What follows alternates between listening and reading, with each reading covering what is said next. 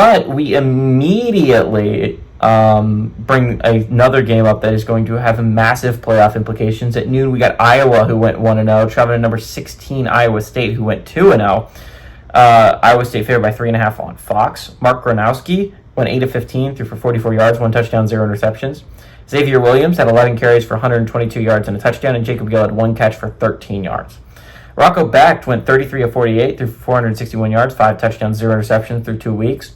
Carson Hansen has 25 carries for 90 yards, and Brett Eskildsden had 5 catches for 123 yards and a touchdown. Iowa is 47-24 all-time against Iowa State. Last game did go to Iowa State in 2024.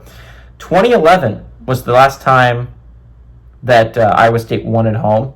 It's been 2018 since the home team has won in this rivalry. It's been a road team for the large part. Again,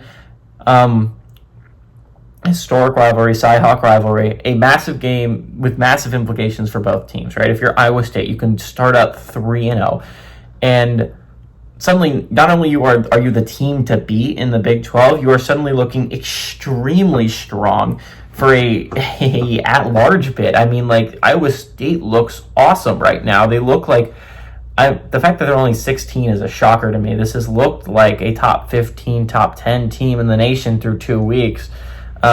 If they could beat Iowa, I think this will be a massive bump for them.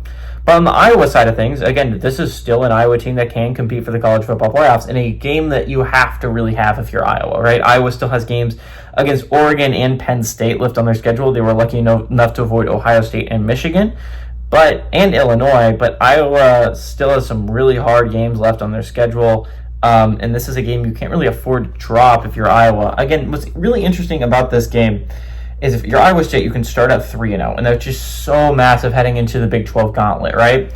To have that nice non-conference win to give you some consideration as an at-large, you can look really, really solid if you're Iowa State.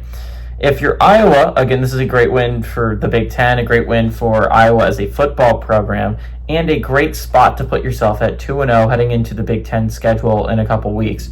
This is a big game for both teams. I think what I'm really worried about from Iowa's perspective is that they could not throw the football against Albany. This was supposed to be a change. Gronowski was supposed to be that guy, but he only threw for 44 yards.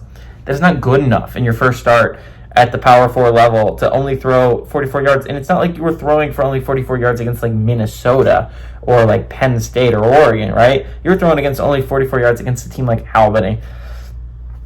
I'd love to pick the Hawkeyes. I've been a big Hawkeyes fan, and I don't know if there's a program in the Big Ten that hasn't made the college football playoffs that is more deserving than Iowa. This has been a consistently great program under Ferentz. Again, they came up just short against Michigan State that one year that would have put them in the college football playoffs. This is still an Iowa team that is extremely good.